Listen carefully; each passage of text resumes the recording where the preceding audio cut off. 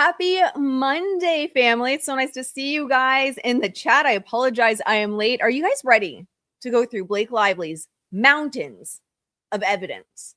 Her mountains of evidence of her at Disneyland?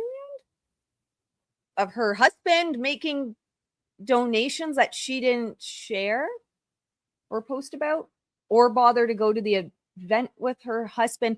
But we're going to go through her mountains of evidence today, guys.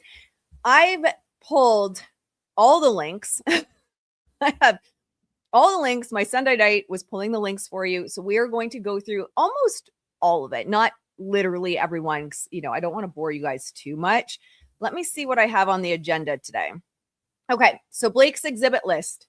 I'm going to say this. I wanted to talk about Coachella and some of the PR issues that came out of that. I don't think we're going to have time to today simply because Blake be crazy and crashing out on the docket.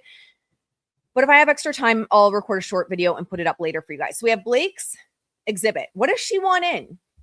Yes, pictures of her at Disney and her wearing Britney Spears' dress. What does she want out? So we will look at that. She does not want you to see her lawyers pivoting on what the heart of the case is. So we're going to look at that as well. We are going to look at, Kjersti Flaa. So the defense, Justin's team wants her in. Blake's team says, no, I don't want her in. She posted that organically, but I think Wayfair just boosted it, right? So we don't need her. So we'll look at that. Is it a benefit for Justin for her to be there or not? And then we're also going to look at something not actually Golden talked about, which is, and I'm probably mispronouncing it, Dober standards for experts. And we've been saying this on this channel for a long time as well, where I don't think PR experts meet the standard. I didn't know that that was the name of it. So we'll pull her into this today and not live. Although Nag, you can come on anytime. But we will watch her video about it because we've been saying the last few days that I don't understand how you prove that it's inorganic or not. I said, there's no standard. There's no way to do that. You can't unless you get Meta to get you that information.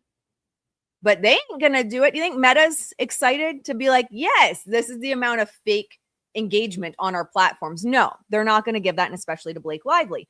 So we will look at that and talk about that and anything else that comes up. I mean, that's probably already a 4-hour show. So, there's that.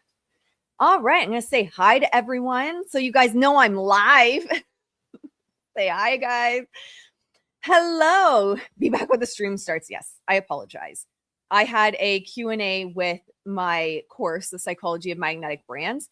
And, as much as I talk here and have a problem talking here, I have a problem talking too much over there as well. Hello. It's so nice. Oh, we have Laura here today. Please hit the like and subscribe. Yes, please do, my friends. We are so close to 20,000. So close, my friends. And I think we can get it over the edge today. So like, subscribe, do all the YouTube-y things. If you're new, drop in the chat. The only thing I ask is to be respectful of myself and everyone else here. I do hold the chat to a very high standard. And that's not for everyone. Some people want a free for all. That's totally cool. This just won't be the place. MDR, good morning. Happy Monday. For the weekend people, my cat assures me you are really live. For the weekend people. That's so funny. I am really live, my friends. I am really live. I am always live. And, here's the thing. I will be upfront with you, man. I will be upfront. I'm not going to lie to my community. Don't accuse me of lying. Good morning from Alberta. Hello. It's so nice. Let me know where you guys are watching from. What is the weather like there? How did the open house go? Oh my gosh, guys. I'm just going to say this quick before we get too into it. And everyone's getting notifications out anyway. I'm burned out.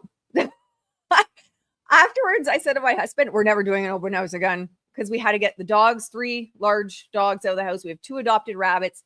We brought Helios with us because he's so loud. If you're on Instagram, you guys saw he was helping me get ready this morning. It was just, I was burned out. I was really burned out, but it seemed to have gone really well. Hopefully we get some offers and then we can end up in Nova Scotia. All right. Where shall we start today? let's start with the crazy evidence. Why don't we let's start there. Oh my gosh, I'm not even properly organized because I just got off. I've been working with clients all day. Just give me 1 second to get my tabs somewhat organized and close tabs that are relevant so I don't get confused. Just give me 1 sec, guys. Sorry. I had a live Q&A and client calls this morning, and Mondays, you will notice, Mondays tend to be a little bit more of a hot mess express. I tend to be a little less organized just because of how busy Mondays are, but I wanted to be here with you guys, so we're going to make it work. Okay, so we got that. We got my linked list. Close that. Okay. I'm going to pull up first. Let's pull up her exhibits. Okay. I've thought a lot about this over the weekend, guys, because you guys have great points, right? Like on Instagram here, a lot of great points of, well, maybe some of this stuff, for example, she has we're going to see it. And I have a previous video on it as well. Pictures of her at Disney, her getting ready for the Super Bowl. I think that was the Balenciaga outfit she wore the Super Bowl at Taylor. And a lot of you guys made great points where you said, but actually, maybe this is to show her like count drop. And this is what got me thinking even more about how you can never prove this. Because if she is going for that, right? And we're going to pull up a lot today. So snackies, your drink. Someone got very offended in the comments. I said to grab your snackies and was like, what if I don't want snackies? And then don't grab them. Totally cool. I'm not forcing you to eat snacks. And I hear you guys. The thing I can't get past is how does that prove? And I'm not saying you guys are saying that's what she was trying to prove, but how do you prove it's because of Justin and not organic? And this in lies, I think, the problem with trying to get experts in for PR to say, yes, this is 100% organic or this is 100% fake. Because how do you say that? How do you say, well, you used to get 2 million likes before and now you're getting like 100 likes? How do we say that's from Justin? And then the other interesting part is after you guys have been leaving those messages, because I do look at messages, I started going through some of them on the It Ends With Us platforms. I'm kind of convinced that Blake had control of the It Ends With Us platforms because you look at the comments, right? And some of them are really bad towards Justin. Some of them are worse towards Justin than Blake. And so I am struggling. Now, a theory snacks are optional here. We're not going to force you to eat. We're not going to force you to eat snacks. And that's a great point as well. Or likes from bots. How do we know Blake's 4 million likes on something before aren't from bots? That's a great point. Versus even now. See, such a smart community. So the other thing I can kind of get behind, which was what the community was putting forward over the weekend, is could this be, but look how good of a person I am. And I can get behind that. She might be trying to paint this picture because a lot of the Instagram posts she's sharing are, I never leave the house. Like, this is what it feels like to be a normal person. I finally get to leave the house. Or, her at Disneyland. And that could be trying to be relatable, right? Like, I'm just like you. I go to Disneyland. I go with my friends. And it makes sense within the context of like everything negative about her she's trying to keep out. So that could be possible. I could get behind that. But is the jury going to go for that? And will the judge even allow that? I don't think so. But let's get into it and start looking at everything she has. So just to give you kind of a breakdown of the form, I have the links on a different page because a lot of them, they're not dead links. I saw people and I had people DM me that they put dead links up so that you couldn't see the evidence. They're not dead links. What we found on the weekend on the members live on Saturday is some of the links, they don't have a proper space between like the comma and the link. So it's not hyperlinked properly. So it will appear to be a dead link.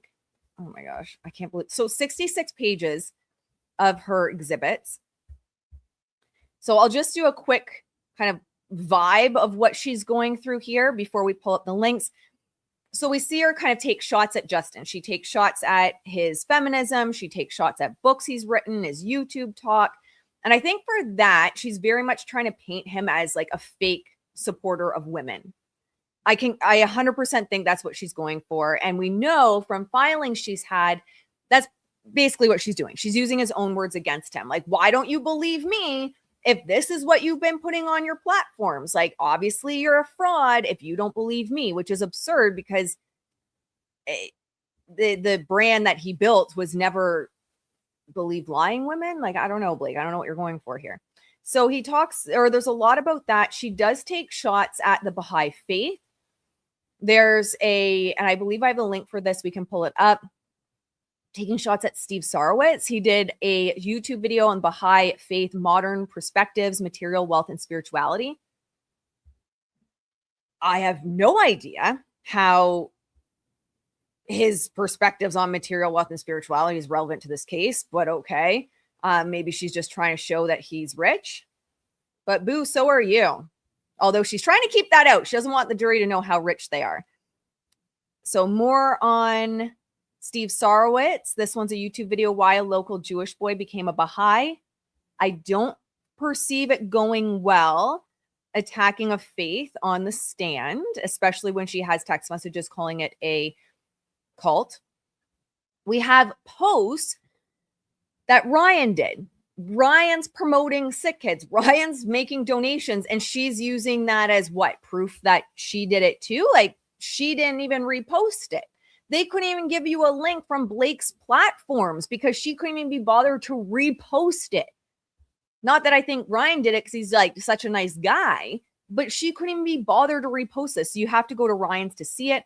She has posts about Ryan saying she hung the moon. Someone made such a good joke that's one thing she forgot to say she did in the PGA letter. Whoever, shout yourself out. I can't remember who made that joke, but it just killed me that she forgot to put it in her PGA letter that she hung the moon. But there's posts about Ryan talking about how much he loves her, posts about her speaking about how much she loves her husband.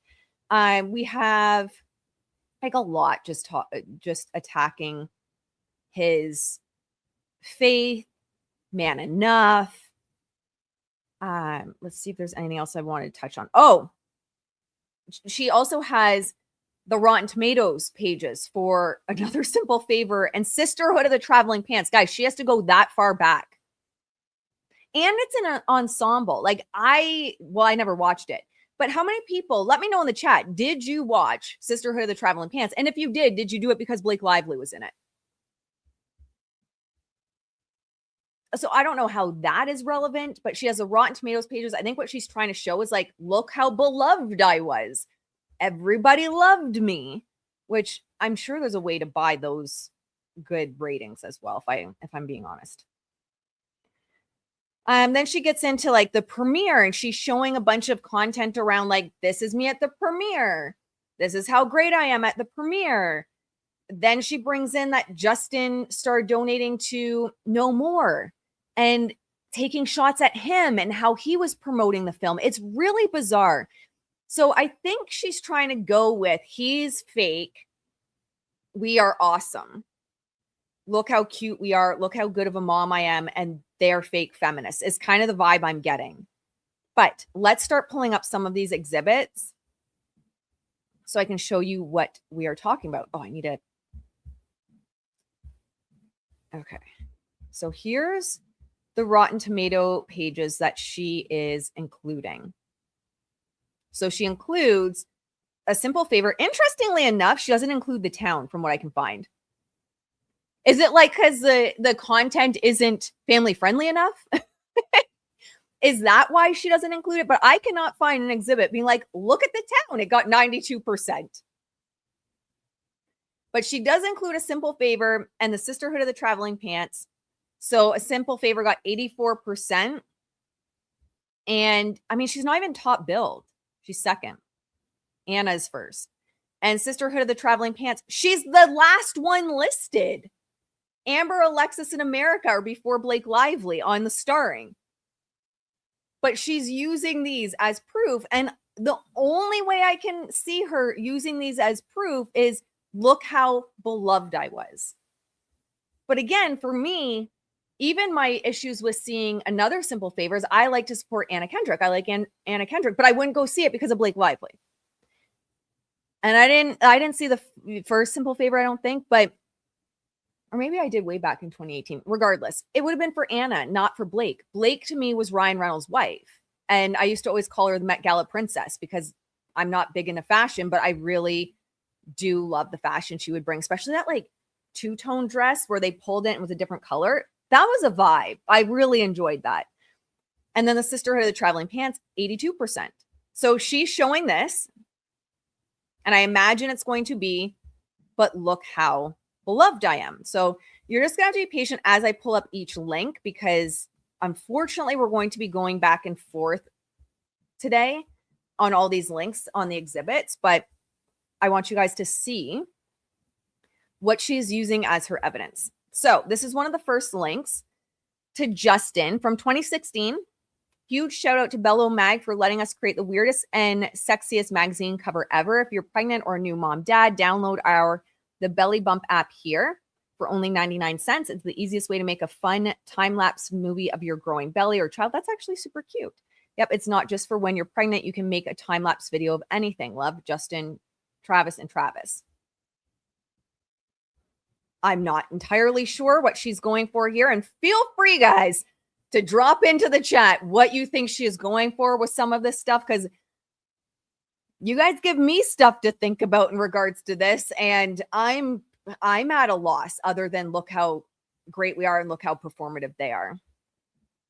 Everything Blake does makes her look more ridiculous. Agree. I watched A Simple Favor for Anna. See, I'm with you guys. Oh yeah, that's a good point. Let me see that. It jumped. The Met Gala, but yet would get mad about a reporter asking about costumes. That is a great point.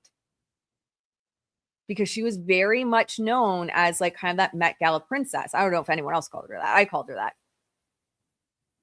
I really liked seeing what she was wearing at them. And I admittedly was a fan of Ryan before all this. And then he sent me a subpoena. Thanks, Ryan. This is another one. Justin Baldoni, 469 weeks ago. When you and your TV baby mama show up for work wearing the same shirt, grateful to be standing next to a phenomenal woman who I get to witness stand up for so many. Twinning, gender equality, feminist. Some of them are videos. So we won't necessarily play the videos, but I do want to show you some of them just so you can get context. So she does include this one. Yep, she includes this one. So Justin Baldoni recalls his awkward moment with Britney Spears, because didn't she also she's claiming he told her about this as well. I mean, it obviously wasn't a secret. It was 9 years ago, and it was just like an innocent meeting of Britney. It's so weird, but she's trying to turn it into something nefarious. We can watch just a couple. There was 0 scenes with Raphael and Britney Spears, probably at her request, because I had tweeted her I was going to bring a poster from her Live in Las Vegas tour to set, and I didn't do that because I don't have one. I was joking, but I think she thought I was serious. I was a huge Britney Spears fan in high school. What adolescent boy wasn't? And it was so funny too because I know who didn't love Britney. And love Britney. I love her still now, and I hope she's doing well. It's been reported she's entered rehab. So I think she's going to try and use that. Like, Britney Spears didn't even want to work with him. His own words. Britney Spears didn't even want to work with him. Which he's just having fun and joking around. But, hashtag Blake Lively. And hashtag me too. Now she's going to try and align herself even more with Britney. Girl. You're going to upset the Britney army. Jane the Virgin star Justin Baldoni wants to end toxic masculinity. The glass ceiling exists because men put it there. So is she going to claim that he continues to keep it there? I honestly think their strategy is he's just a faker. This is all fake. This is for a brand. There are a lot easier things for a man to build a brand around other than Man Enough. You're back. Hello. I think you said you were going to get coffee. Something like that. LOL. like there's a lot easier. He could have built a brand faster and easier with him like workout videos and selling workouts. He could have built a brand much easier, but talks about toxic masculinity and how are we or the patriarchy as a culture subtly reinforcing the kinds of stereotypes that may lead to detrimental behavior patterns. We won't pull up all of these, but I just want to show you what she's going with here. And then we'll get into some of the ridiculous ones she's put out. Jane the Virgin star Justin Baldoni developing men's talk show. This is her proof of what happened on the set of It Ends With Us. Yeah, that's what I'm saying. He could have built a brand. I mean, handsome, fit. It would have scaled easier. He even talks about that in his TED Talk. It would have scaled easier for him. Oh, guys, she just is really draining. We have this one, which is one of my favorite articles that he's, and keep in mind, this is her evidence that she was harassed, which I don't actually know. The harassment's out. I don't even know what she's trying to do with this because Justin's not even a part of this anymore. So I don't even know what she's trying to do with this. She is cuckoo for Cocoa Puffs. This is not normal behavior. Like the man was dismissed. What is she trying to prove? Yeah. You have retaliation, girl, and some contract shit that's left, and retaliation's probably going to be gone too. What is she going for? Yes, please hit like and subscribe. I always forget to say that. Laura, you're the best. Appreciate you and the mods so much. Guys.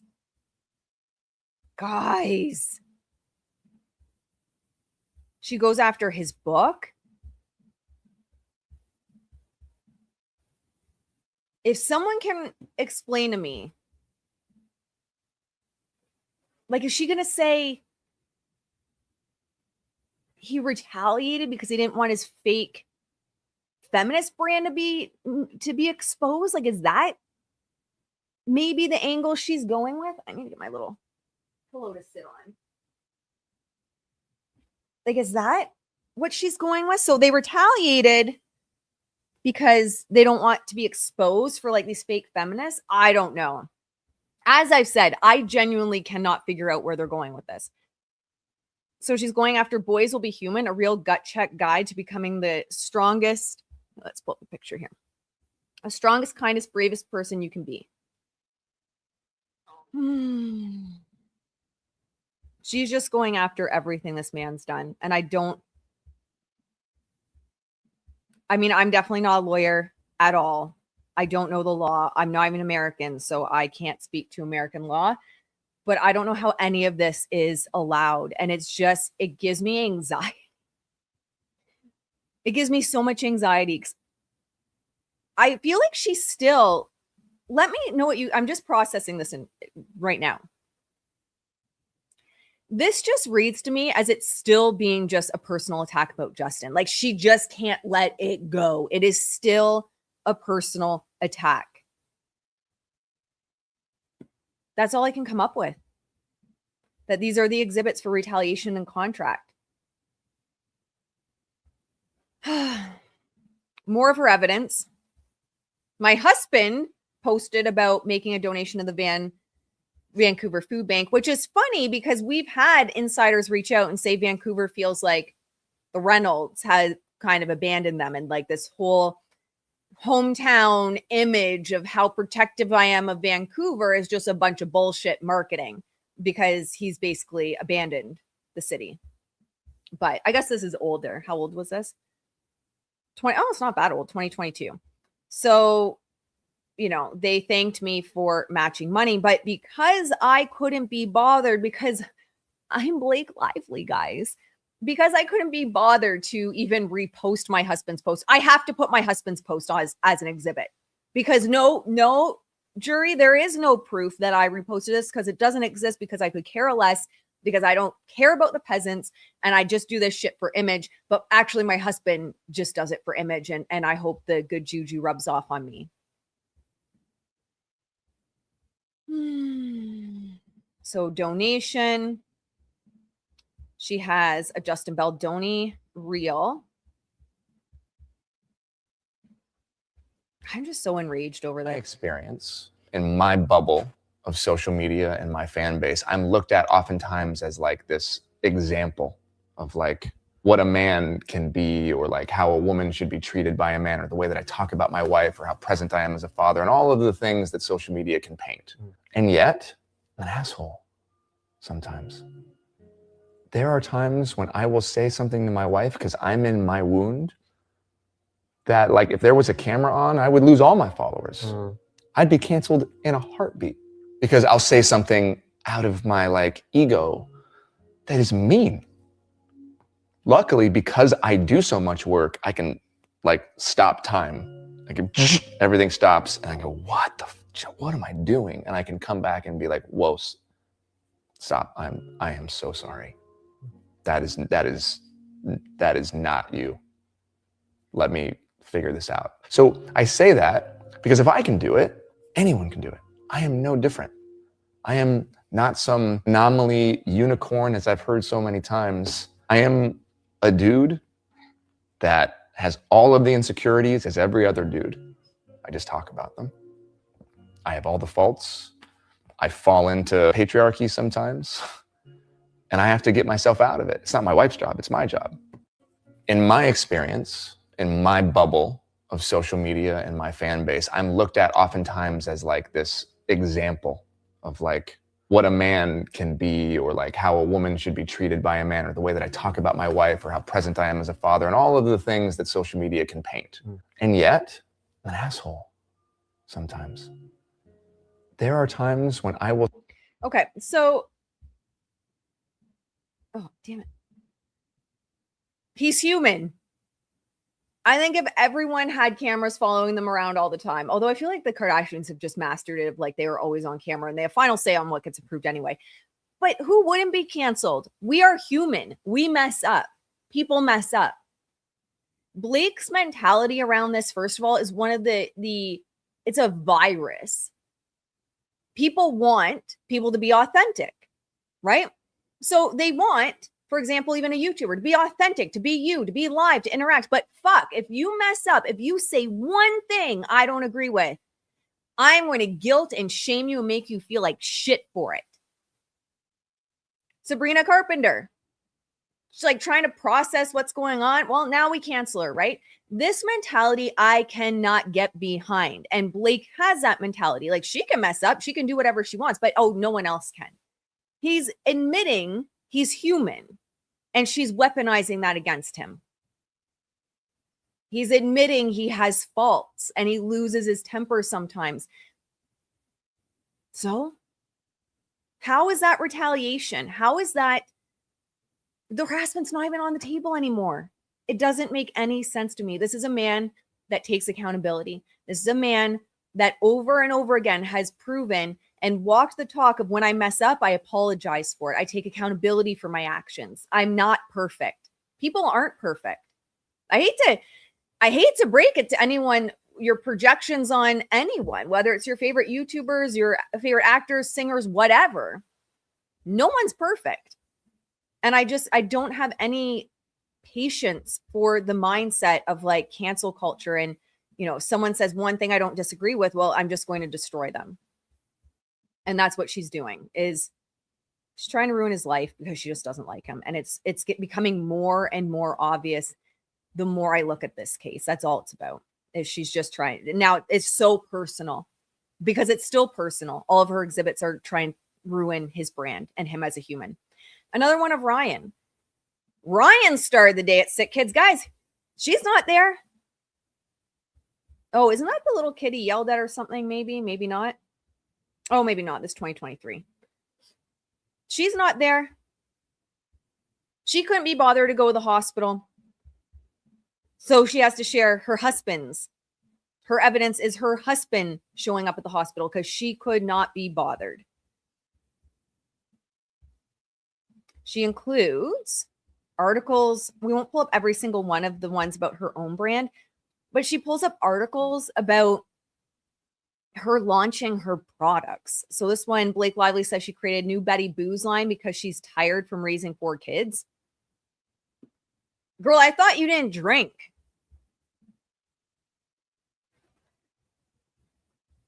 Yeah, and people need to give second chances. People are human. Mm-hmm.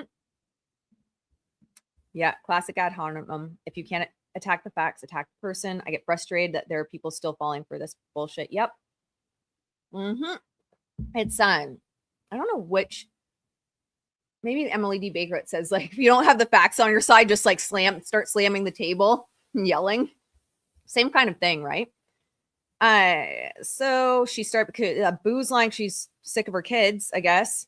These are the recipes I've been making for loved ones for years, but I have 4 kids now and I'm tired. So here they are in a can. Enjoy responsibly-ish. I thought you don't drink. And this is another problem she's had for her brand, with her brand forever. And we've talked about it on the channel.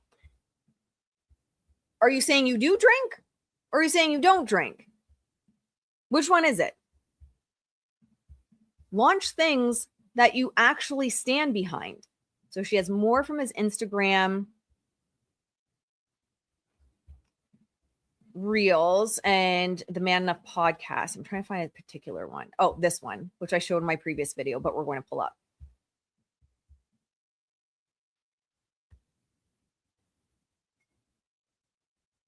Guys, this is evidence of a smear campaign, a clandestine smear campaign. And here's the thing. When you start to look at a lot of these too, it's not even showing. I'd have to go back and look at my old video if maybe she took it off, because you can turn off like counts on videos, but it's not showing likes. It's showing 5 reposts. It's her at Disney. Like, is this I'm cool and just like you?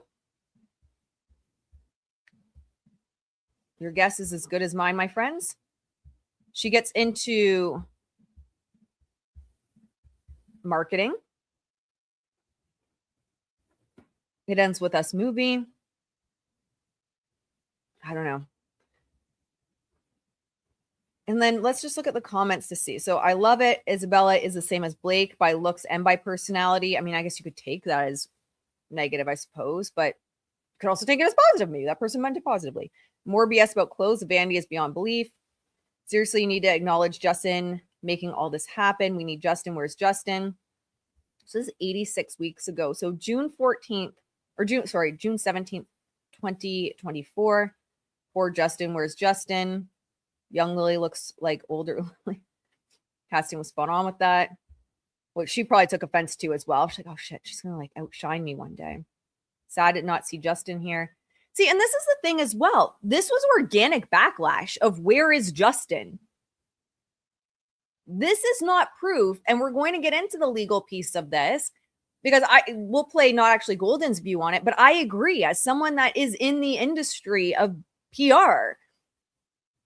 You can't prove that these are bots. You can't prove these are inauthentic. The only way you can get any idea is getting Meta to let you behind the scenes and to give you all the information, and they're not going to do it. So how are you? Okay, there's a lot of bad comments. All right. There is no accepted standard. There is no framework, no scientifically proven framework, nothing within the industry to say this is a bot, this isn't a bot. Some of them are more obvious than others. And I know we saw a text message from Melissa where she said, you know, we don't use bots because it's really obvious. Interestingly enough, after when she put out the statement about the whole Rebel Wilson thing, I was definitely getting attacked by bots. But anyway, that's beside the point. Whether she used them or not is not necessarily the point. You're allowed to have a defense. You are allowed to buy bots. It's just, was it retaliation or not? And you can't prove that. There is no way to prove it. And it does cut both ways. And I had talked about this in the thread of Not Actually Golden's post. It does cut both ways, because then how does Justin prove certain things? And the answer is you really can't. Oh, that's where I was going with that. So Melissa had said, I was just about to click away and then I remembered that they're really obvious. They're not. The cheap ones are. But Zuckerberg's come out himself and said the problem they're having with bots is they're becoming so sophisticated that even the platforms themselves don't know. So if the owners of these platforms are coming out and saying, we don't even know because they're becoming so sophisticated. And that's not even just bots purchased to attack. You're going to get a natural amount of like spam bots on trending topics. So therefore, if Blake and Justin are trending, you are going to get a certain amount of spam bots that attach themselves to trending hashtags. It is just how it is in trending topics. Well, then how do you also prove that those bots were paid for by Justin? How do you not then ask the question of, well, are they just natural spam bots that happen as part of a viral conversation? And you can't. There's no reliable way of doing that. So if that's what she's doing with this is like, but there's still a lot of positive comments, like Goddess, super excited. I mean, the Goddess one's probably a bot. I don't know. It just doesn't make sense to me. Let's see what the next one is. I had to pull that. So that's that one. Like, what is she going for with this? Another piece of evidence. Better 3 weeks late than never. And see, you can't see anything. You can't see any comments. She has them turned off. You can't even see likes. Now I'm going to wonder if it was showing likes the other day, because she could have possibly even turned them off recently. But I don't know. That's so kind. Thank you for gifting memberships. Oh my goodness, that's so kind of you. Yeah. Are you guys bots? Yeah, makes him real and willing to admit he has faults. Every human has faults. I respect brands more and people more that admit they have faults than those that pretend that they're perfect, because no one's perfect. So worth posting still, because what a weekend. And this dress deserves its own gallery. I haven't had this much fun surrounded by books since I pretended to study for finals at Barnes & Noble. Feeling so grown up, drinking caramel frappuccinos with extra whipped cream and syrup while low-key stalking our crushes between the aisles.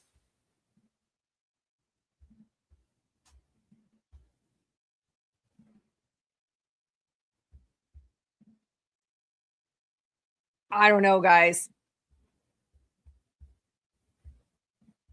I don't know. I wish I had some idea.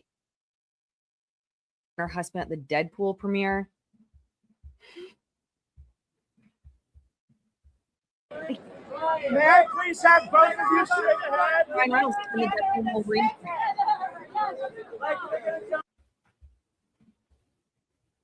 This is her evidence.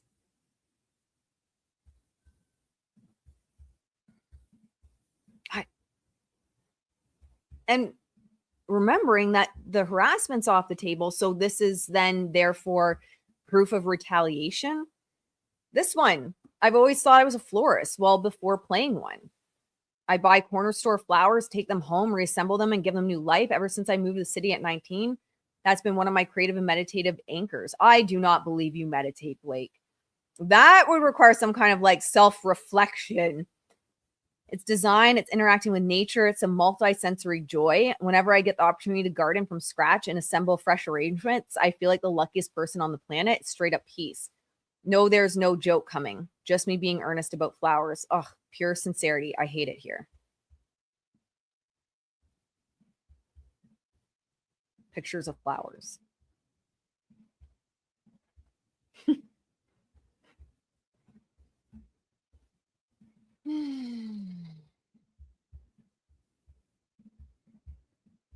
She's lost her mind.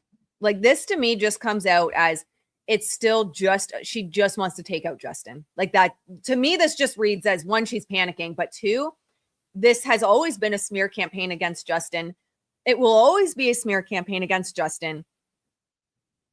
And based on the exhibits that she's putting forward, you will not convince me otherwise. Blake Lively has something to say. No, it's not about that. It's about her hair. So it's about it's an article about her hair care. But of course, she doesn't include the link to all the marketing she did saying how successful her hair care line is. No. That's not included. We don't want to talk about that. Okay. This is weird. There's a couple like this, and this is my theory. I don't know if it's right, my theory, but there's two different reels, I guess. The one to Instagram doesn't exist anymore. It looks like it was removed, but the one on Facebook still exists for this one. But it's the same clip of someone saying, actually, let me play it first and then I'll let you know my thoughts. Like top notch. You do not need to be a book fan. I highly recommend it. I have not read the book, but this movie was so much more than I thought. This is a very empowering movie. Exceeded expectations. Couldn't be happier. Amazing storyline, amazing cast. You have to see this. Really recommend every woman to watch this. Grab your girls, wear your florals, and go see it. Yes. Okay, this is my theory. If you're watching on the replay and there's a chunk missing, it's because I got copyright and I might have to clip out some of the stuff we play. This is my theory. From what I can find, this marketing came before she ever said it. We're talking like days difference. Let's pull up.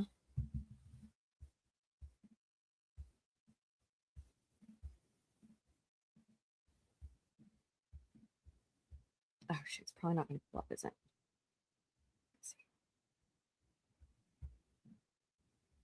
Oh, no, pause. Okay. Those reels that I was able to find that are exhibits all happened days before this. And so originally, I was trying to put together the connection of why she had those reels there. And then I was looking at the date, and this is after. So is she going to try and say, which I don't understand how it has anything to do with anything. Why would you argue this? But I'm trying to put myself in Blake's shoes, guys. And it's a very confusing place to be trying to relate to Blake. All right. But is she trying to say that, like, still that argument that I was just following orders, like this was Sony and none of this is my fault?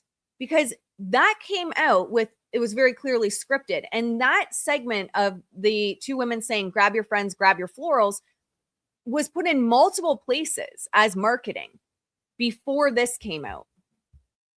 Colleen Hoover and It Ends With Us is in theaters now. So grab your friends, wear your florals, and head out to see it. I want to see you again. Well, now you see me. Share the. So this is where I'm going with this.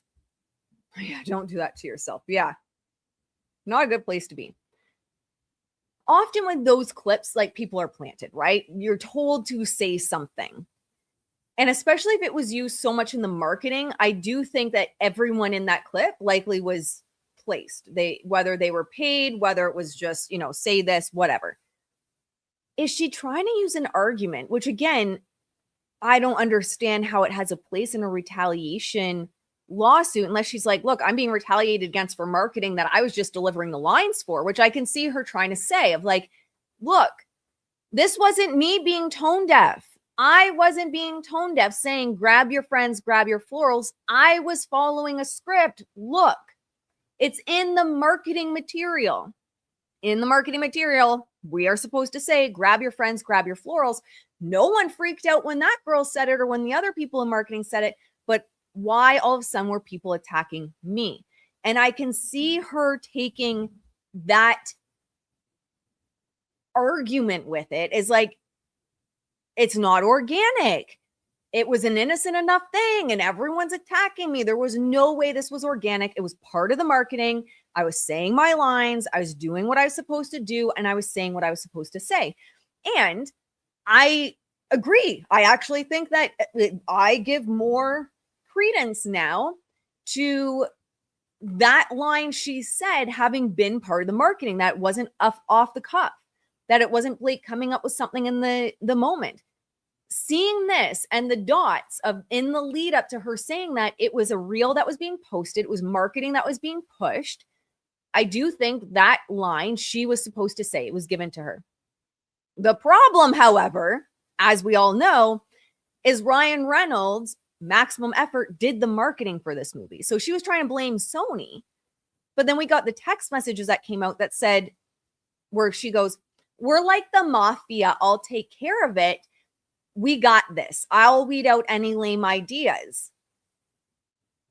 Well, how do you blame Sony or someone else just giving you that line when it looks like, based on your own words, Blake, you and your husband came up with the marketing? However, I do think she's going to try and bring that in as the argument. Like, it had to have been inorganic because this was part of the marketing. And it wasn't a problem with anyone else. But I say it, and all of a sudden it's blowing up, and people are attacking me, and people are calling me tone deaf for something that I had to say as part of marketing. And now, of course, we understand that her and her husband did the marketing. But I do think that's where she's going with it. I 100% think that's where she's going. And that's why, because she put it multiple times, reels that include those two women saying that. Thank you so much for the super sticker. I appreciate you guys so much. Thank you so much for the support, guys. It's the best way. I was just talking to, I was just doing a Q&A for my course of Psychology and Magnetic Brands. And I'd said, like, you got to build a community with the right people. It's most important because you're going to be so excited to hang out with them. And, you know, every Monday, I'm so excited to hang out with you guys. Thank you again so much, MDR. I think that Flood the Zone cause chaos strategy has petulant, angry child vibe. I think Ryan Reynolds is calling the shots here. I think he's angry, lashing out. Oh, I do agree that he's definitely a big piece of it for absolutely. Yeah, for whatever reason, they really cannot let it go. They just can't let it go. Just apologize, man. Just apologize. This blew up. Became something was never meant to be. I'm sorry. We take responsibility. Stop. In TikTok. I don't know if they're on TikTok. So I'm trying to do a pencil to even get access to it. Okay. I'll show you the second video of this. So this was on It Ends With Us movie. See if it'll let me rewind. Pause. Perfect. See, that's why I think this was all placement and actual marketing, because it shows up all over, including the official pages. Let me unmute. Sorry about that, guys. And we're dressed in our best florals, of course. We had so much fun getting dressed with the girls. We haven't gotten dressed for a movie since last summer, but we got to bring this back. We got to bring getting dressed for the movies. So grab your girls, wear your florals, and go see it. And then the caption here, grab your girls, wear your florals. August 2nd, 2024.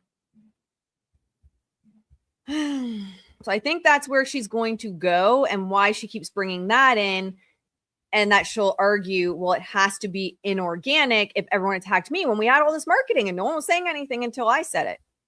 But yes, Blake, you are also the star of the movie with a massive platform. People aren't really going to take, you know, what appears to be some rando talking about their experience with the movie as seriously as the star, who is also selling her hair care line and her alcohol line while promoting a movie about DV. I mean, you cannot, it's apples and oranges, but of course, you know, they don't care.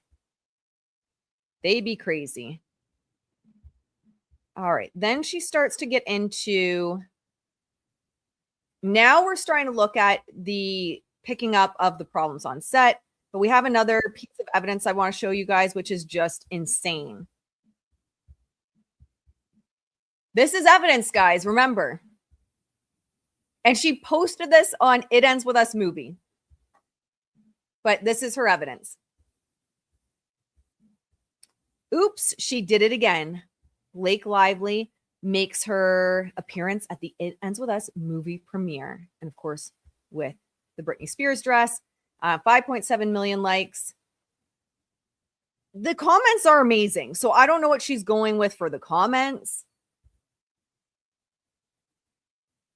Like, the dress and stylist need a raise. She looks amazing. She does not age. These are probably all bots. Oops, she did again in the Britney dress. This is amazing. Now this is a Blake Lively dress. No. Okay, it's definitely bots when they're saying that. There is no live person that will say this is a Blake Lively dress. This is the Britney Spears dress, and you will never convince me that Blake looks better in this than Britney did. All right? That's a bot. But you gotta love, wait till you hear the sound over it. Welcome back, Queen Serena.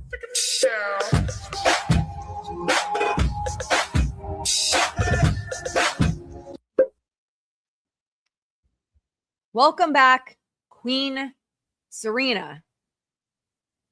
In her marketing for a DV movie, she puts a sound on top as she walks out in the Britney Spears dress saying, welcome back, Queen Serena.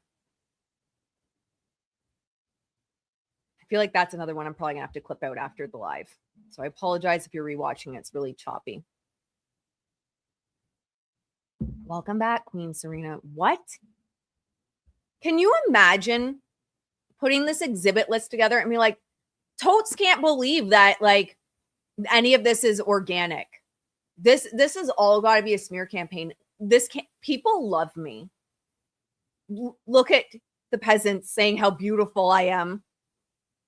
There's even a sound that says, welcome back, Queen Serena, because damn it, I am the queen and I reside at Buckingham Palace.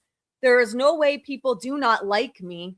And if they do not like me, it is because there's a smear campaign against me. Can you imagine being so detached from reality that you see this as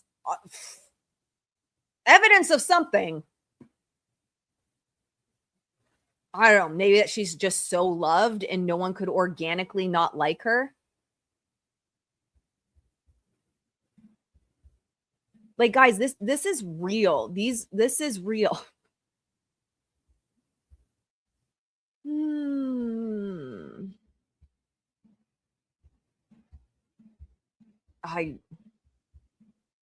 So then we get into these types of articles. Cast chaos. It ends with us fans suspect Justin Baldoni is feuding with cast, including co-star Blake Lively, after spotting clues. Yeah, you think? You never took pictures with him. He was in the basement. He was not included in any of the marketing. And I'm convinced y'all did that intentionally, including the mass unfollowing, so that people would think there's an issue and put the Easter eggs together. The problem is, it didn't go how you wanted. You wanted people to be like, he's an asshole. We're canceling him. He's a horrible person. And people, a lot at first were saying that. And then they started looking into things and they're like, you're a psycho, Blake, and you're the problem. She wanted people. You cannot convince me that she did mass unfollowing, did not invite him to anything, didn't have him in the marketing, no pictures, because she wanted to put out a good image. She was hoping that people would notice there were issues, which they would. She's in Taylor's world. She knows all of this shit gets attention. She knows people are going to put the Easter eggs together and the sleuths are going to sleuth. The problem is she lost control of the situation. And the sleuths turned against her. And she doesn't like that. That's what this is about. She wanted people to find the clues. She wanted people to notice there were issues. She just didn't like the fallout from that. She didn't like that she didn't have to control the narrative after she planted those seeds. That the narrative and what sprouted from the seeds she put in worked against her. That's organic, boo. People started to notice this. And now you're looking at people noticing that the director's not involved with anything. People noticing something shady's going on. And then that's also just going to organically amplify people noticing everything, including your stupid bring your friends in florals and all this other shit that went on. You are the smear campaign, Blake. You are your own smear campaign. Congratulations. This has got to be the best smear campaign that's ever happened in history. And you managed to do it against yourself. That is incredible. I don't know if anyone else has been able to accomplish this. Your smear campaign for someone else literally turned into a mirror that shot you back in the face. It's so absurd. Just going to close some of these. tabs we had open before we pull up the next one.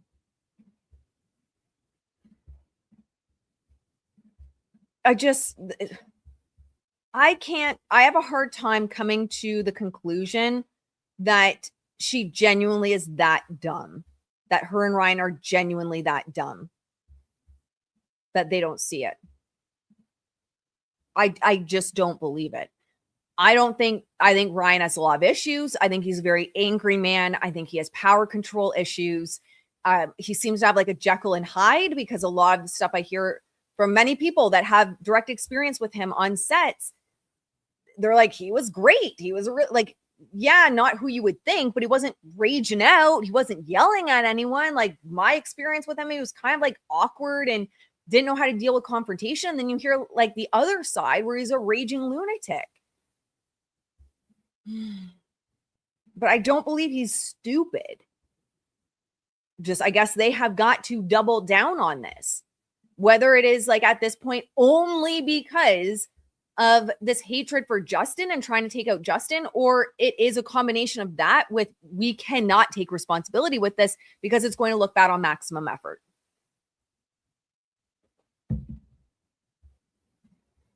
So then they have the exclusive with James Vituska.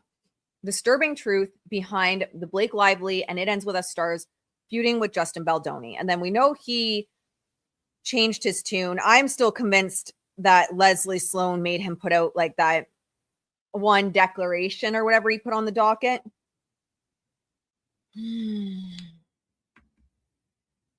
James Vituska, someone that keeps changing their story, just like everyone else on Blake's side, eh? Interesting. Funny how that happens. What else do we have? I think we missed the post where, but I have it in the other video where Ryan says that she hung the moon. She has this one. August 30th, 2024. Dear Survivor. This is from Justin and tagging No More organization. You embody resilience and courage, qualities that shine bright even on the darkest days. In the tapestry of your life, each thread tells a story of endurance, strength, and hope. Every step forward you take, no matter how small, is a declaration of your unyielding spirit and an inspiration to others. You may not always see the impact you have, but your journey encourages and motivates, lighting the path for those of us still searching for the light. While I can never fully understand your pain and all you've endured, I want you to know that you are never alone in this fight. We are with you. You are not just surviving, you are thriving. And in your thriving, you inspire us all. May your journey forward be filled with moments of profound peace. And may you remember that as you fight for joy, you are liberating us all. Sending you gratitude, strength, and love. Survivor Love Letter. I don't know. Is the retaliation because he was doing appropriate marketing for the movie? The proof of the retaliation is he actually marketed this movie in a way that it should have been marketed. The horror.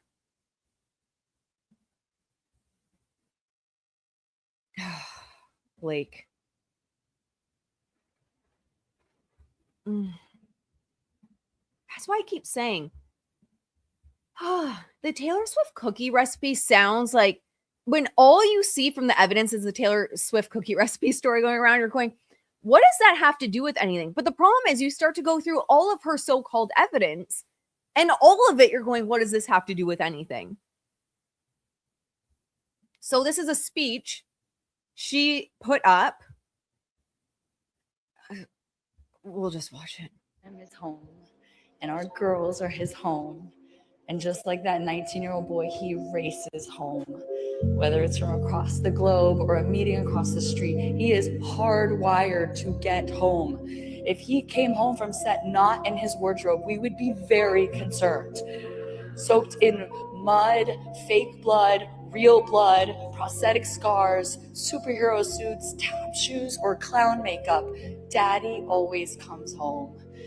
And that man races back to his real life like nothing I have ever seen, especially not by someone who's able to be so all in his work life. He's able to somehow be everything to everyone all at once. He is the most present person you will ever meet. And yes, he creates magic in his work, but man, oh man, does he create magic in his real life. And my girlies, they know what I'm talking about, huh, JJ? Home is where his heart is.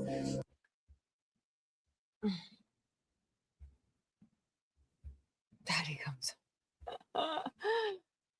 So, if this is cut out for the replay, essentially what this is a video of Blake Lively giving a speech about how Ryan always comes home, and I don't know if she's trying to say like the family comes first. I have no idea how this is evidence of anything. From what I know, Ryan's not even a part of this. And I believe he always goes home because some of the stories I'm hearing from people that know him from sets are saying, yeah, there's like this weird codependence thing between them. Like they're always together. It's kind of odd. And that's something I keep hearing over and over and over again. So I believe it. But what does that have to do with anything? This is also irrelevant. And then she does have Kjersti's YouTube channel, so the video library. She also has, and this is actually a good segue into talking about if Kjersti has to, or not has to, I guess she's also voluntarily doing this, speak on the stand. So they include the Flawsome Design store.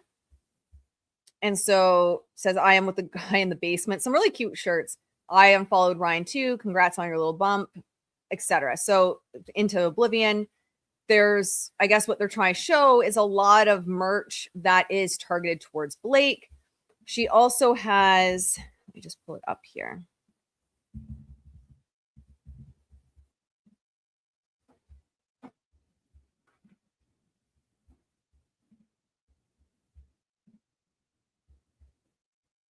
Okay, so Blake shows Kjersti Flaa. So for anyone that's new to this whole saga, she is the little bump journalist who interviewed Blake Lively and said, congrats on your little bump. Well, now Blake Lively is also producing evidence that little bump or saying bump is rude and derogatory. It's very bizarre. But she had said, congrats on your little bump. And Blake says, congrats on your little bump. And then her and whatever the other person's name is are going back and forth, bantering and basically leaving Kjersti out of the conversation. And then at some point, another question gets brought in and she goes, you know, what about the costumes for the set? Speaking to like it's an era piece, the beautiful costumes. And Blake turns, completely ignores her and goes, you know, I wonder if they'd ask the men about that. It's always about the costumes. When literally, Blake, you're only known for your wardrobe. For the Met Gala, get over yourself. And it was a period piece. And it was meant to be a focus on the clothes and the costumes. You know, she's got to be rude. She's always got to get her shots in. And she thinks she's so clever and funny. And it finally caught up with her. It finally bit her in the ass. Where that interview was posted to the YouTube channel and it went viral. So there's obviously these t-shirts that were made. Blake references these in her exhibit list. Then she also goes to the video library. So this is referenced as well. Flawsome Talk is referenced from the video library piece. And this is my thought, what she's going for with this. Because Blake doesn't want her to actually speak on the stand. Blake goes, no. I believe that you did this organically. I believe that you put it up organically, which is a change of story, right? That's not what she originally said. She was subpoenaed. Kjersti was subpoenaed because she believed she was paid. Blake Lively believed she was paid to put that video up and to speak badly about Blake. But she's changing her story again, guys. Just like, you know, the beating heart of the case used to be the sexual harassment, but the beating heart of the case now is retaliation, right? So she's changing her story. Well, no, now I believe that it was organic. You put it up. But the problem is Wayfair boosted it. The problem is inorganic growth, which, again, you're not going to be able to prove either way. First of all, you're not going to be able to prove. Good luck proving that. with something that meets the standard for court, other than just, I feel like it's not going to fly. I feel this is what happened. But two, Blake, do you not understand how things go viral? Do you not understand that since you were being called out, posting a video where you were being a bully mean girl would immediately gain traction in the algorithm? She didn't need help boosting that. And again, that's not against the law. The question is, was it done for retaliation? So she includes the video library, and I'm assuming they're going to point out certain things, right? Like it's predominantly, if not all, Blake Lively, Justin Baldoni, Taylor Swift. You know, she might even say, like, look at this video, we won, and all these other ones making up these stories about me and trying to make me look bad.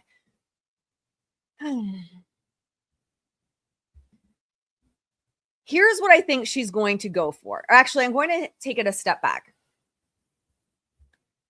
I believe with that little bump video, it's very obvious why Blake's unlovable. Like maybe Ryan loves you, Blake, but we don't. Unlikable. Let's go with unlikable. It's very obvious. She is aggressive in it for no good reason. She is rude for no good reason.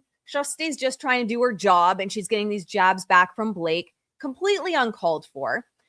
And so with that video, I believe it gives context, right?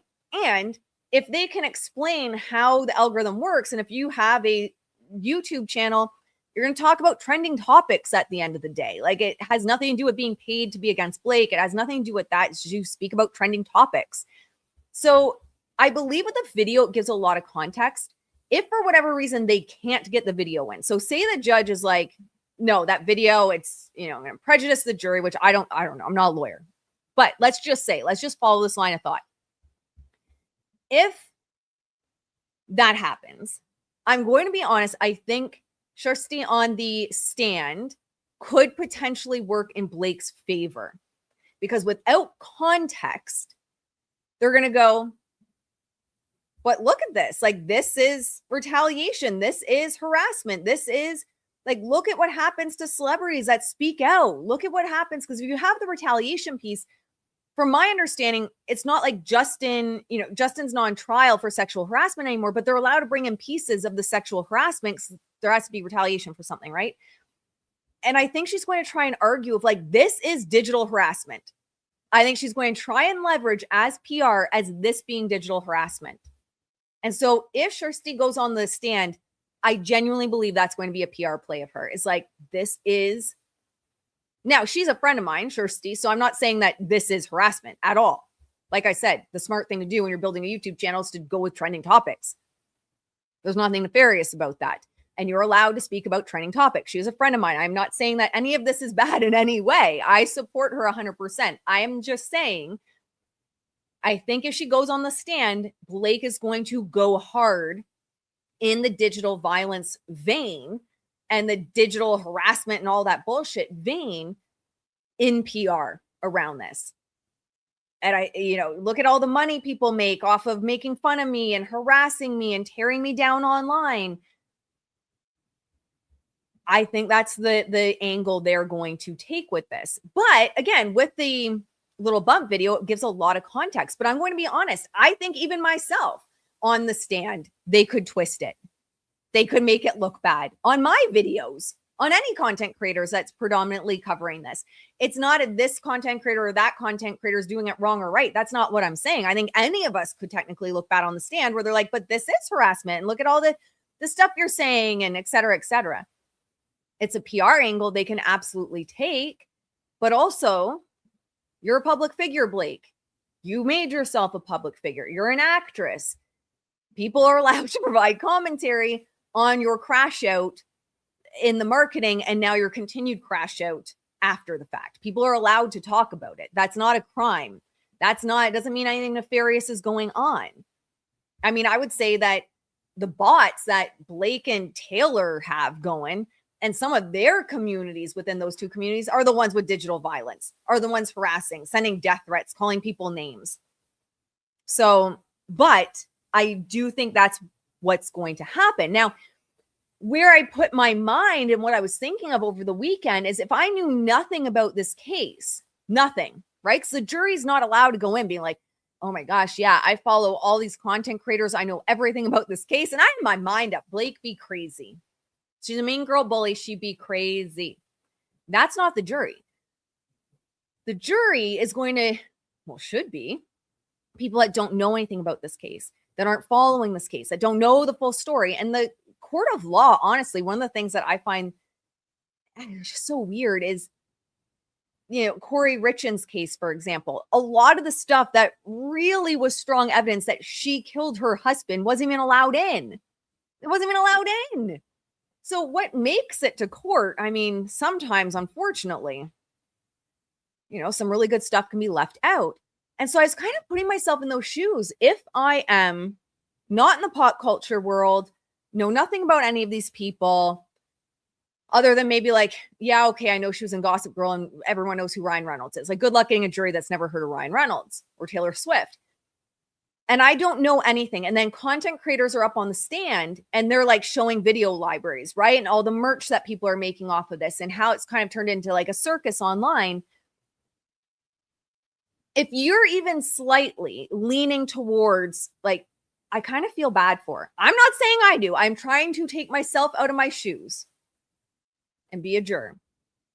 I just feel like if you're even slightly leaning towards like, like this might be retaliation, this might make you feel even worse for her. This might be like, oh God, I can't imagine all these people making like all these videos about me and merch about me. Like, this is horrible. And if the retaliation's allowed in, then they are allowed to talk about like that 17-point list. So it will come up that she complained about situations on the set. And so you might be able to get jurors to a place that this is not good, right? For the Wayfair side, do not manipulate what I'm saying, because I know it's going to happen, and people crashing out my comments and being like, but Ashley, you got to take yourself out of knowing anything about this case. Because remember, you know nothing about this case if you're a juror. So, yeah, till Blake opens her mouth and they feel how disingenuous she is. I would not be putting her on the stand.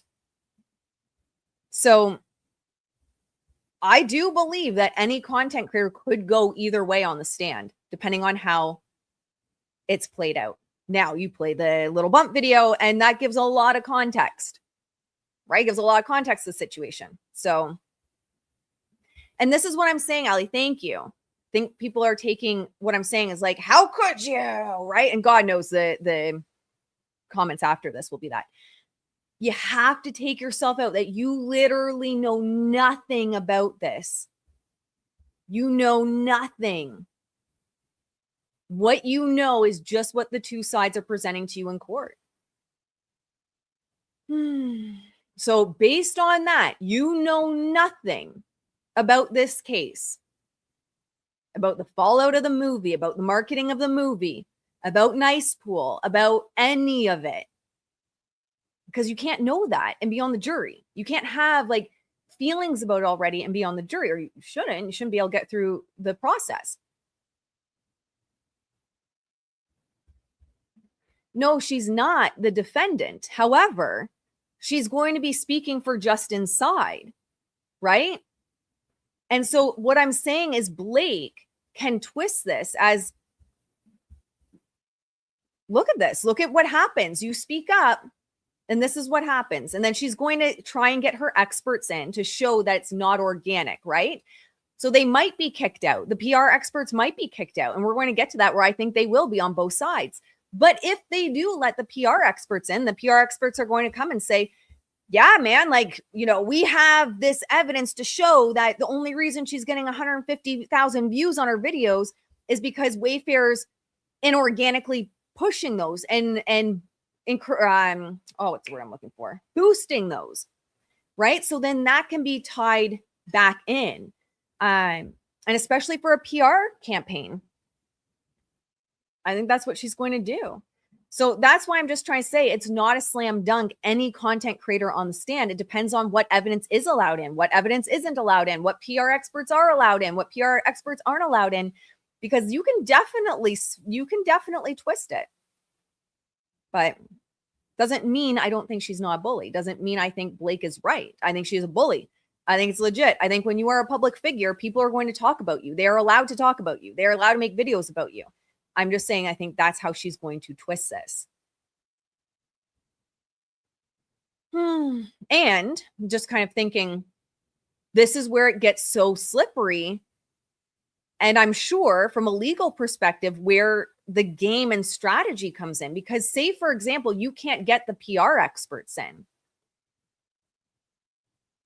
I don't know. Does that change who you bring in, who you don't bring in terms of witnesses? But yes, I would say it can go either way. We'll see. We'll see what happens.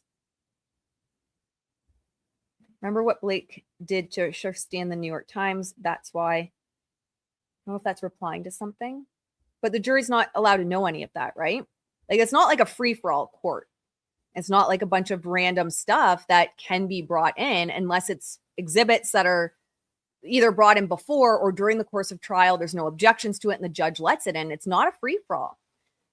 And that's what I've said from the beginning when we also talk about the long-term PR fallout for Blake and Ryan is there's not a guarantee overall that they, I hate to say it, you know, I think Blake for a long time's done, but if she goes away for 4 or 5 years and comes back, she might be able to. It'll be interesting to see if she tries that. I think she does need to go away and keep her mouth shut. But, you know, there's never a guarantee in court, regardless. I just think based on what's allowed in for PR, and actually that's a good segue over to TikTok to Not Actually Golden. What's allowed in for PR will absolutely shift how those videos look. And it doesn't mean, look, she's a friend of mine. Kjersti is a friend of mine. I consider her a friend. This is not me slighting her. This is not me saying she's done something nefarious at all. But sometimes to look at what plays Blake might do, a lot of people are always like, oh my God, you saw this coming, or you predicted that with Taylor or with Blake, etc. It's because I pull myself out, right? And I see, okay, well, what are the plays that they're going to do? And sometimes we have to get into a place of, if I knew legit nothing about this case, zip, and I am only seeing what was allowed to be presented in court, which is not all the facts. How would I take this situation? I don't know. We'll have to see. All right. And I think a big piece of that's going to be, what does the judge let in? Honestly, I think that's going to end up being a huge piece of it. Hello. Here we go again. This is, I didn't realize this is a longer, well, let's just roll with it. Let's just roll with it. We'll listen to Nag for a little bit. Again, I'm wearing bright colors to try to ward off the bad juju, but we are here on a Monday. My solidarity to everyone who is. Oh, wait, no, that's not the one I was trying. You have to go back further. Here. You know, I'm sitting here reading Lively's motions in limine, and she is seeking to exclude lay opinions on her reputation, right? Like, people can't just get up there and be like, Blake Lively had a bad reputation, which, okay, lay opinions are generally not admissible. You have to be an expert. She's also seeking to exclude articles, like gossip articles about Blake Lively's reputation and various scandals she's been wrapped up in, because she says that that is also impermissible lay opinion. It's hearsay. It's all these things. But she's making the argument that I have been wondering about the whole time, which is, isn't this the fundamental problem with your retaliation claims? That there is no way to prove or disprove whether online discourse is organic or not. I mean, she is seeking to exclude experts from Wayfair talking about inorganic content. They are doing something similar, saying you can't introduce evidence about bots because that's just a guess and nobody really knows.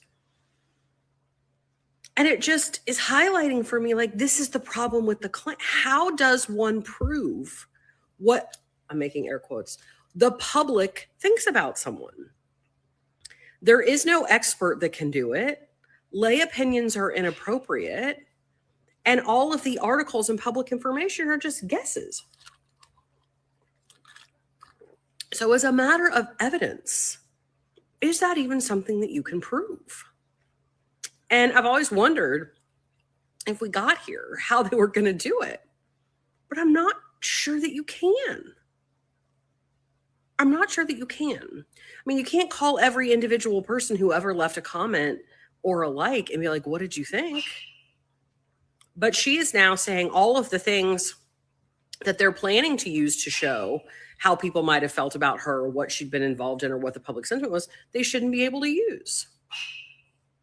So, you know, I understand, like, reputation is complicated anyway. I'm thinking back to the Johnny Depp case and, you know, all the experts that they had testify about. Sorry, the boys are hitting in the batting cage right now. It's really loud. About like Q scores online, right? And like Google searches and positive and negative impressions and stuff. But that's not what she's arguing. She's not arguing, like Johnny Depp was arguing that that stuff happened to him because she said things about him that weren't true. But now that the defamation claims are gone, she's not arguing that those things happened to her because Wayfair said things that weren't true. She's saying those things happened to her because Wayfair pushed them to make her look bad. And that, I think it's really starting to dawn on me as I'm reading this. Like, how does one prove or disprove that fact? I don't know. And then Wayfair has also done what I assume they would do, which is really attack her reputational damages, including lost profits and how they're calculated and all of that. And I think they're incredibly tenuous. So we'll see what they say. We'll see what happens when the judge rules on those. I mean, if he rules there's no way to calculate damages, then there's no claim. But again, when you look at it all together like this, it's like, yeah, how does one litigate the issue of, it's not like Johnny Depp had to establish that she did something and he had to establish that it was false. And then once he established it was false, it was just a matter of what that falsity did to him. But that's not the situation here. And so it changes the calculus, and discrimination law doesn't really have a good setup for how to make this stuff make sense. Okay. And then she responds to Chris, because Chris, who's NPR, leaves a comment saying, like, this is how we would do it. And she's like, yeah, it doesn't meet the standard, though, which is what we've been saying on this channel for a while. How do you prove either side, honestly? Because it cuts both ways. In my opinion, if Blake can't prove it because it doesn't meet the standard and it's kind of pseudoscience and guesses, then Justin's PR side, in terms of like PR experts explaining how it is organic, I guess, how do you argue that side of it? So anyway, this is the second reel. So I think what Chris talks about here makes a lot of sense, right? This makes sense to me, just generally, about like, okay, here's maybe how we could look at it. But just for context, this is the scientific standard that you have to meet for that to be admissible in a court. It's called the Docket standard, and it's really high.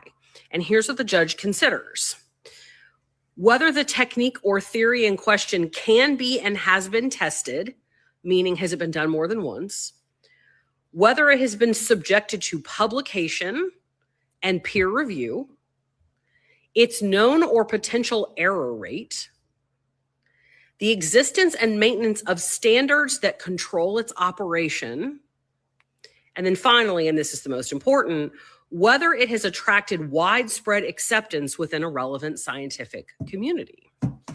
And if it doesn't meet those requirements, it's not reliable and it doesn't come in. And ironically, both parties have made the argument that the other party's social media expert doesn't meet that standard. So they could cancel each other out and there could be no expert testimony on how you know what's organic and what's not, which is fucking wild to me. But the standard for reliability in court is super, super high. That's why they don't use lie detector tests in court. They're not admissible, which everybody knows. Don't ever take one, by the way. Because the error rates are too high. It's not reliable. It's pseudoscience. And both Wayfair and Lively have argued that each other's social media and reputation experts are using pseudoscience. So it is possible that nothing gets in. But as good an idea as Chris has had here, this is not a diss on you at all, Chris. As good an idea as Chris has had here, it's not going to meet that standard because it's something Chris just made up while he was like drinking coffee.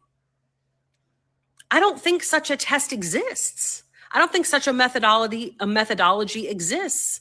Or wouldn't the political parties in the government be using it to determine which social media posts are coming from Russia? If we could do that, wouldn't we be, doing it? I don't know. And if there's no expert testimony on it, then is it just lawyer argument? Is it just like, jury, watch these videos for yourself and see if you think that people organically didn't like it? I don't know. It might come down to that.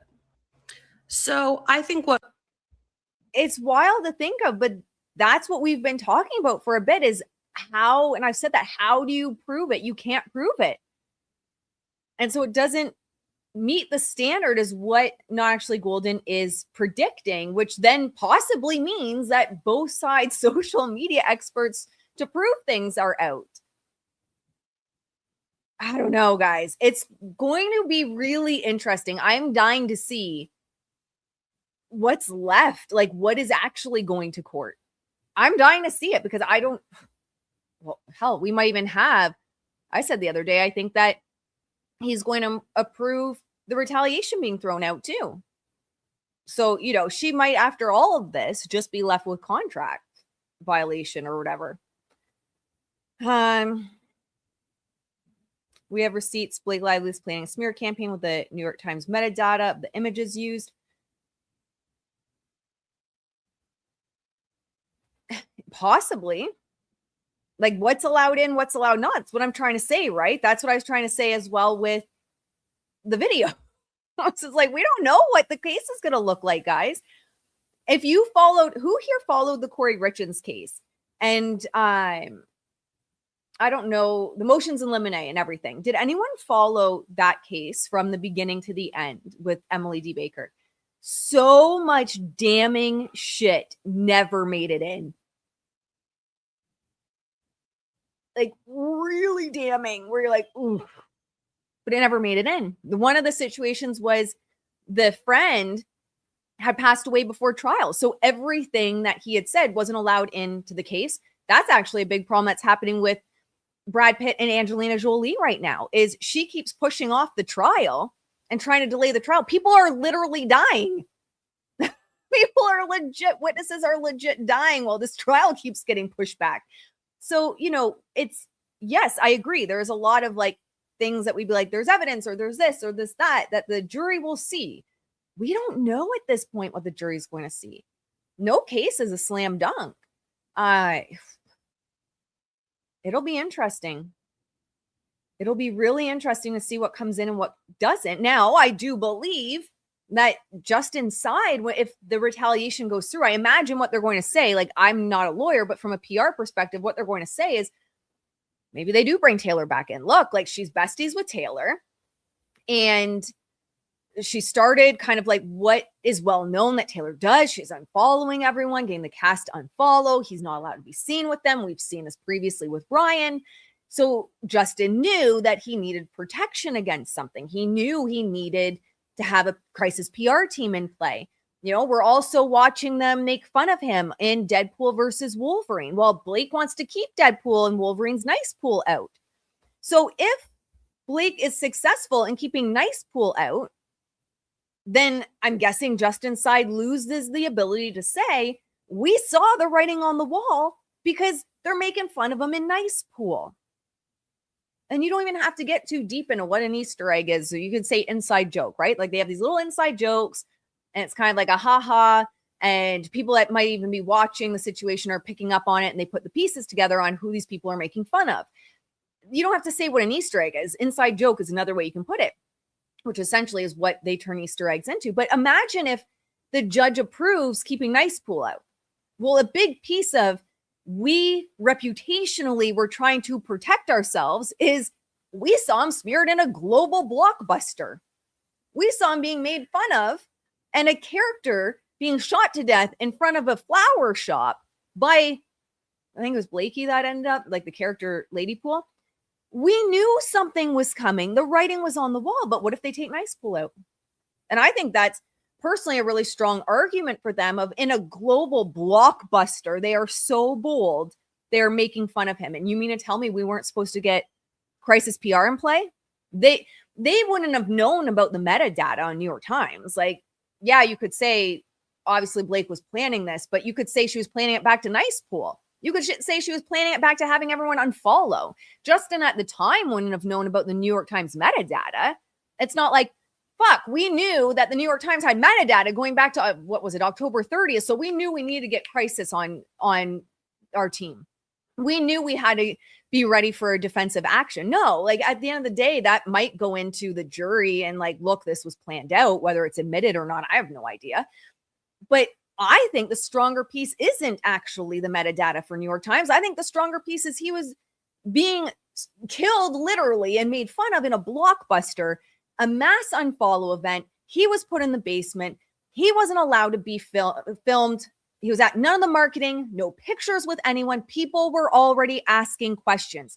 They were implementing the Taylor Swift PR playbook when she wants people to figure it out with these little clues and then attack the person. We saw the writing on the wall going back to Nicepool. We knew we needed PR on our team. We knew we needed to protect our little company against Ryan Reynolds. And look, I don't know if they could say this, but look at Ryan. Look at any of his communications. He's not like, hey, front desk person, can you connect me to this person or that person or that person so it can get to the head of the company? No, he goes straight to the head of the company. We were up against that. We weren't necessarily up against Blake Lively smearing us. We were up against the Ryan Reynolds who just sends a message to the head of a corporation, who sends a message to Ari Emanuel, his ride or die. And this was happening back from Nicepool. That would be my reputation management perspective. I mean, I'm not a lawyer, but as someone in PR myself, that's what I'd be telling them. Guys, this is why we knew we needed crisis PR. This is why we knew we needed a team in place.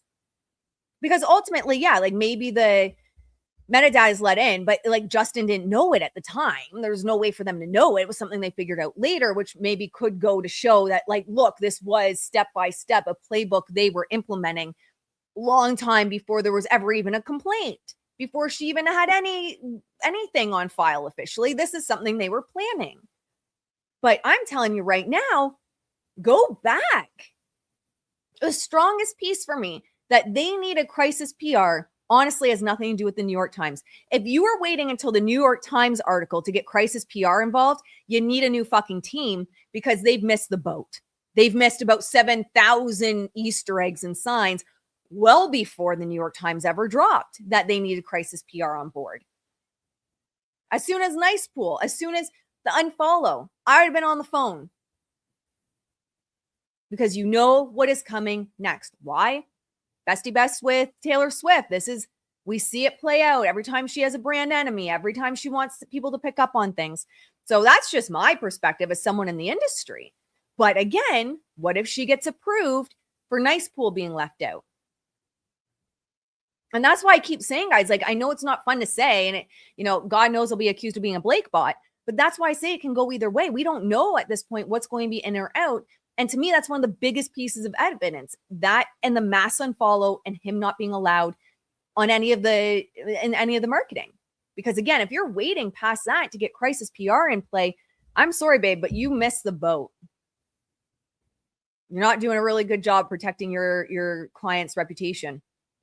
should have been seeing it ahead. And I think they were. I think that's part of the reason why they knew they needed like a strong team behind them, because they have the balls to make fun of them in a global blockbuster.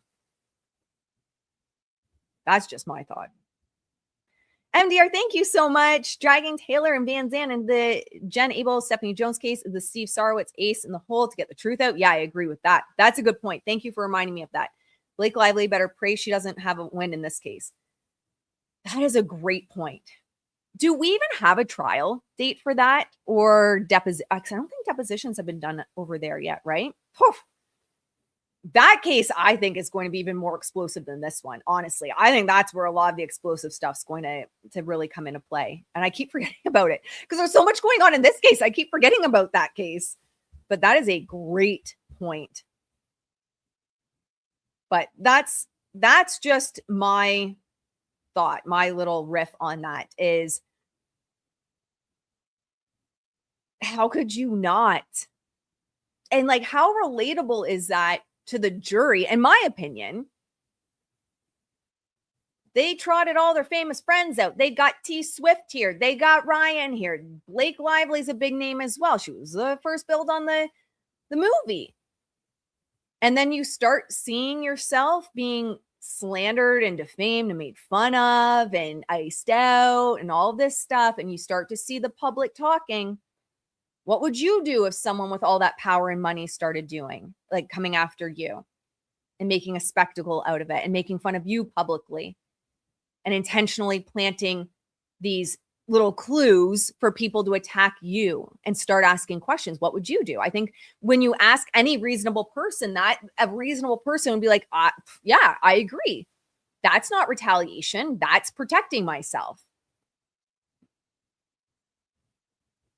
I don't know.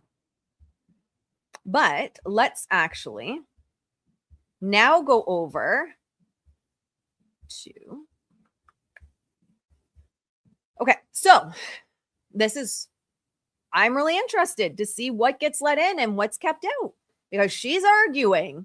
She says, Miss Lively anticipates that defendants will seek to introduce the gossip articles and other prior unrelated statements for the truth of the matters asserted. That is, defendants will attempt to present argument, elicit testimony, and introduce evidence that relies upon the underlying facts in certain press articles to prove Miss Lively was, among other things, a mean girl or a bully.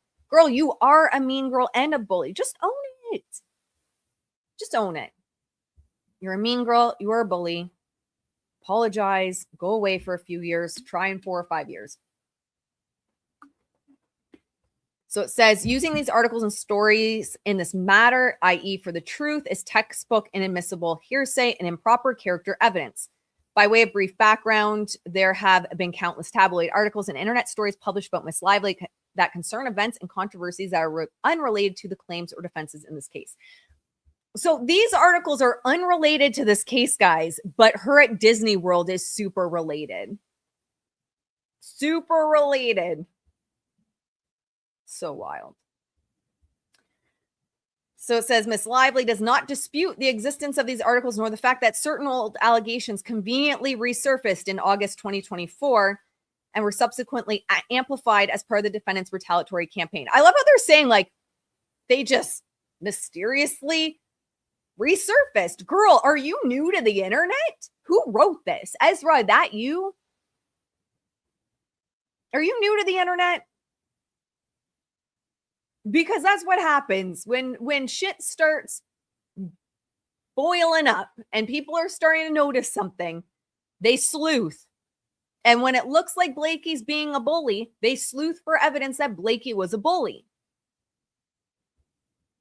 They're acting like they're new to the internet, that it just has to be a smear campaign. There is no other reasonable explanation other than that's how the internet works. That can't be a reasonable explanation. It is that they made a smear campaign. Okay, so let's go through some of the stuff she wants to keep out.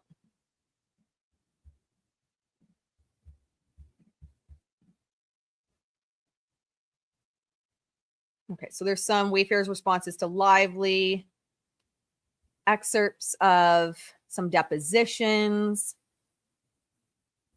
some things on the Wayfair exhibit list. Oh my gosh. Okay. That's not going to be something that we can sort through today. But things on the Wayfair exhibit list they want to keep out. But here's where. Okay. So they want to, and again, this is the craziest part for me.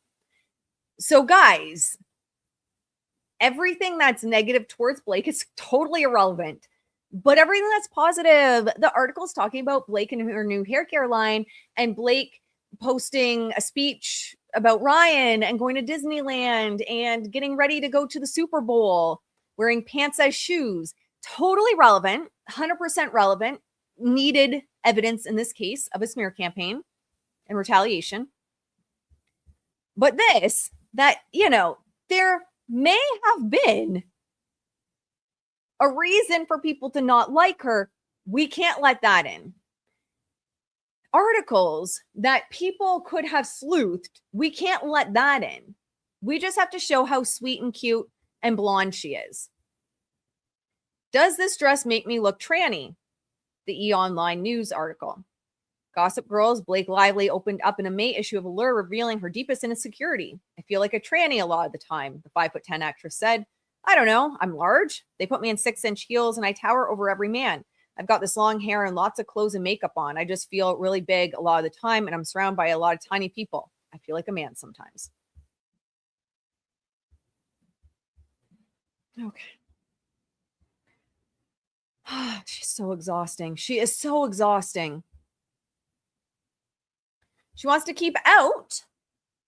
So it's allowed in, guys, that she donates to sick kids. It's allowed in, which I don't know how any of that's relevant. It's allowed in that her and her husband, Ryan Reynolds, she wants you to remember that, apparently in all of her exhibits, that they donate to food banks. But it is not relevant that Ryan and Blake apologized for a plantation wedding.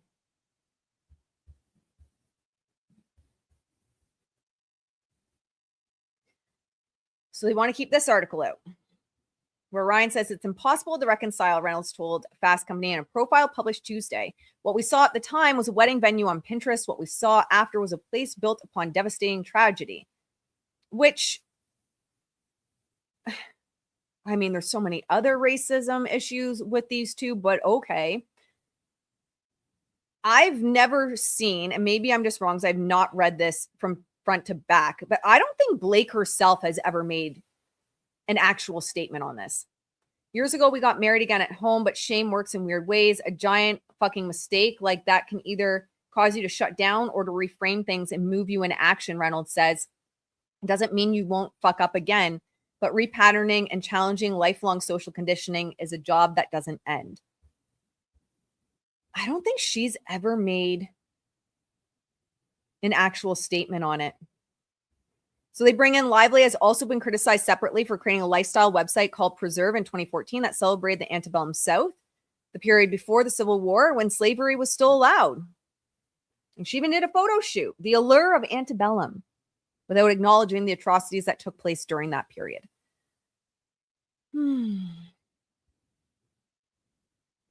I don't think she's ever once. Let me know in the chat if I'm wrong. Okay. Blake's never apologized. Ryan did.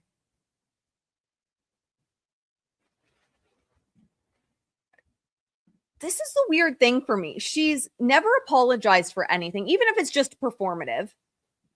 Never apologized. She's never made any posts about donations or she's never, I don't think I've ever seen her at Sick Kids. She was involved in one campaign with Sick Kids. It was, I believe, 2014 it was 2024. And the reason it stood out is because Ryan's done the Sick Kids ads for about 10 or 11 years now. But the reason it really stood out is the Christmas ads tend to run earlier in Christmas. And the ads ran around the time of the drop of the New York Times article. And that's the only time I think she's ever been in one of the Sick Kids ads. And it's a big campaign where he's helped them like match their goals and go above their goals for fundraising. But it was 2024, I believe, was the first time ever that she's been involved in the Sick Kids ads, but she wasn't even involved in it. Like she wasn't even physically involved in it. If I remember correctly, Ryan's like talking to her off screen. She probably wasn't even there for the shooting. Well, she was probably there, but refused to to do anything. Like, she can't even performatively apologize. She can't even fake apologize. That's how much this woman cannot admit when she is wrong. She can't even fake apologize and put out a PR statement. But she brings her husband in and all the donations he's making. And then she wants out. So she wants that evidence in of something. I don't know of what. But she wants this out. But don't say that we had a plantation wedding, because that might look bad. This Vox article, she wants out. Blake Lively wants to return to a time of cute hats and slavery.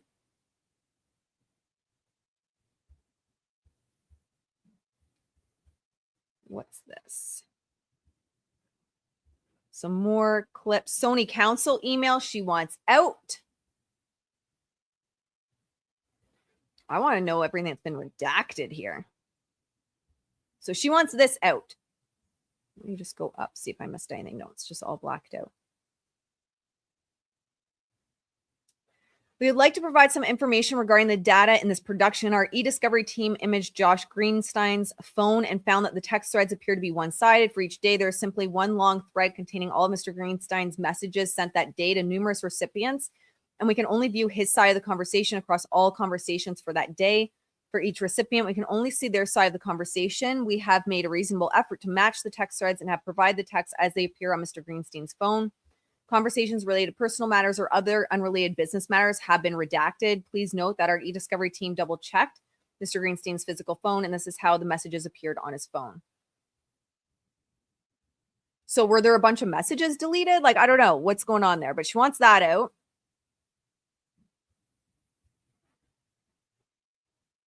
Deposition excerpts from Justin, it looks like. Let's see. Yes, so Justin Baldoni. Does she highlight anything or just all of this? She wants out. No, we can read it. It's just a couple pages. So Ms. Shapiro, objection, the witness. I was unaware of that. I also was unaware that she bullied Leighton. Or Leighton? Question. Yeah, so it's saying like she was bullying people before. She bullied her Gossip Girls cast.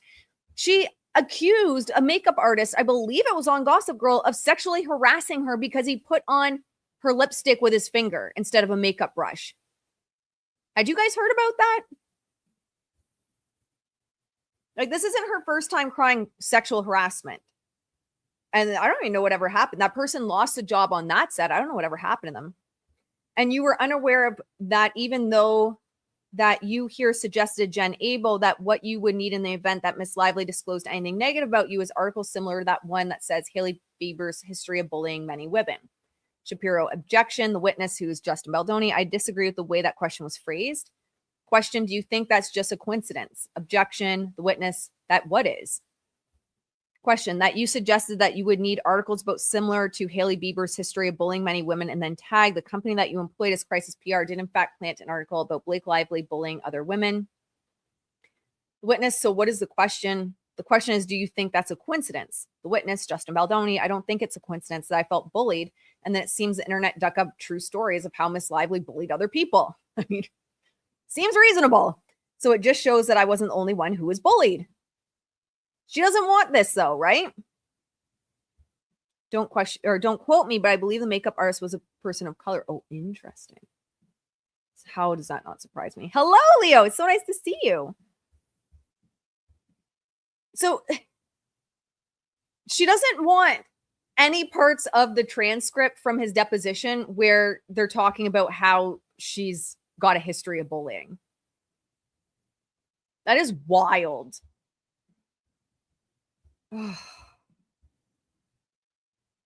She wants out her statement. Guys, she wants to keep out her social media Instagram statement that she doubled down on. Okay, she put it in stories first for 24 hours. And then everyone was like, girl, you didn't even put it on your grid. Like, then she puts it on her grid. Then it gets tagged with a community note, which she temporarily gets removed. And then the community note goes back up. But she wants this removed. You can't use this. I don't understand how no one just told her to shut up and don't post anything. How is this a good idea? Just like Siegfried or whatever her name is.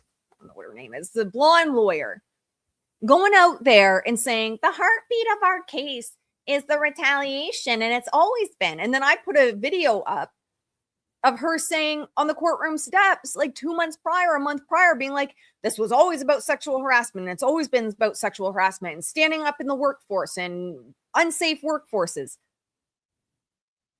Yeah, we're all getting whiplash. So she wants any of this kept out. It just, I don't know how her team hasn't taken away her internet access, if I'm being completely honest. All right, what else?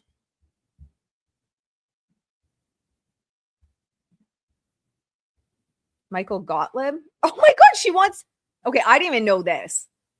She wants Gottlieb's statement kept out. Maybe because it's like so fucking unprofessional. It is so unprofessional, this statement. It makes y'all look psycho. All right. It makes your lawyers look psycho, makes you look psycho, and it makes your whole case look like a personal attack against Justin Baldoni and Brian Freeman. Is that why you want it held out, Blake? You can't even stand behind the official statements that you and your lawyers put out. You can't even, you have such a weak ass spine and you're so afraid of accountability that you can't even stand behind. Yeah, we said this. We said this with our full chest. This was our statement. So she wants to keep out Gottlieb's statement, which is really just, let's be honest, an attack on Brian Freeman. It's like a childish attack. Oh my God. Is anyone else exhausted from this case? I'm so exhausted from this case. I had so much I wanted to cover today. We're like 2 hours in just trying to get slightly caught up on Blake's bullshit. She wants this headline. This isn't allowed in, guys. Blake Lively looks forward to testifying at trial after the dismissal of 10 of 13 claims against Justin Baldoni. Doesn't want that in either. Probably also doesn't want it added into court that she was like super excited. She's super excited that she lost those claims because now she can focus on what's real. She wants the community note taken out. Oh, they are all psychotic. They really are. I don't think Blake's the one posting. I think it's Ryan. That's possible.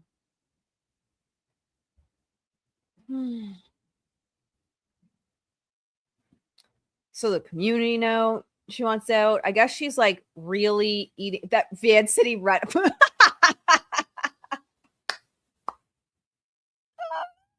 My favorite part of this is the screenshot that they're using that I hope is used in court with Ryan Reynolds liking it.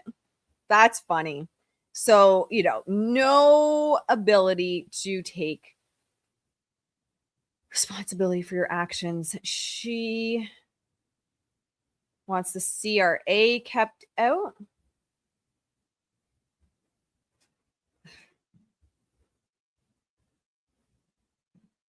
And an expert report.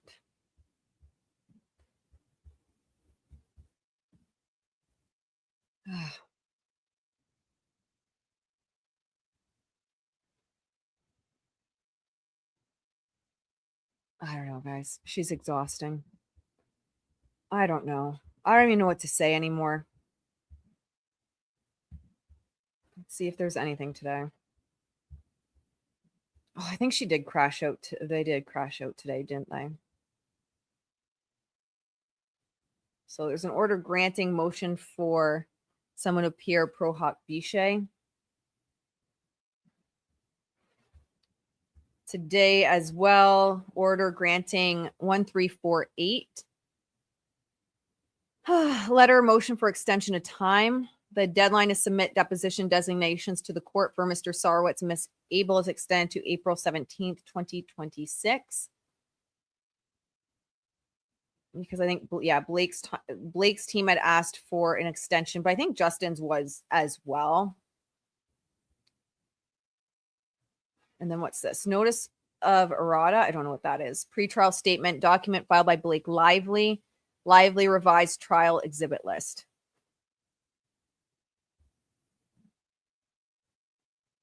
It's still 63. Oh, I guess it used to be 66 pages. So she lost a few pages. All right, guys. We've been going for a long time. 2 hours. How are you guys feeling?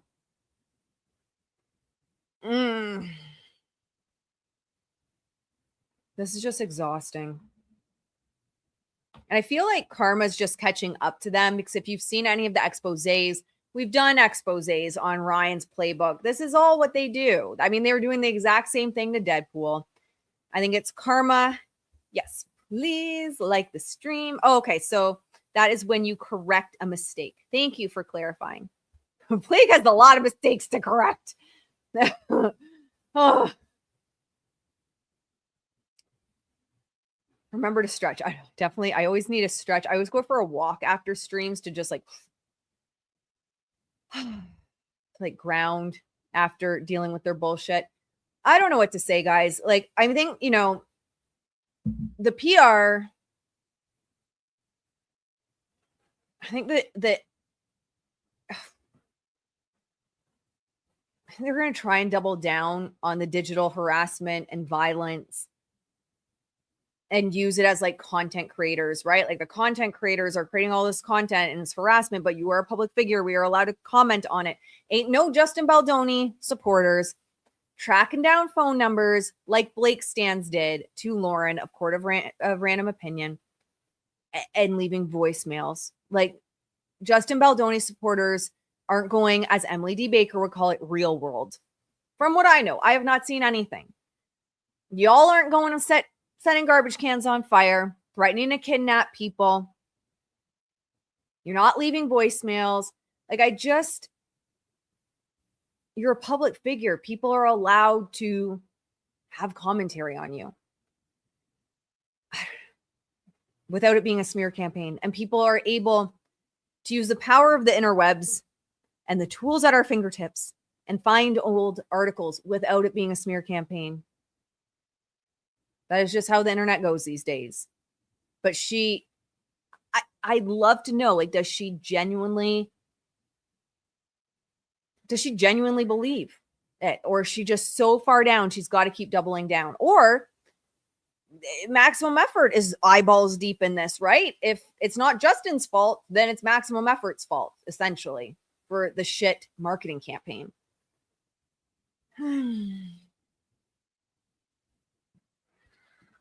I'm walking while I listen because it's so frustrating. Good. Yes. Move the emotions through. I always do immediately after these. You just got to get up and move. It's just ridiculous. Got to move it through. In her deposition, didn't she say she couldn't name a specific example of retaliation because she was never on social media? I can't remember the exact wording, but I'm pretty sure she wasn't able to name an example, but I can't remember the exact wording. I'm pretty sure you're onto something where she said she couldn't. I don't know. It's just so weird. I'm just trying to piece it all together in my brain. How do you run a marketing company without knowing a lot of the things she claims to have no idea about? She claims to not know. Astroturfing or all these different terms. Like, I know it's your husband's marketing company, but still, I just don't believe anything she says.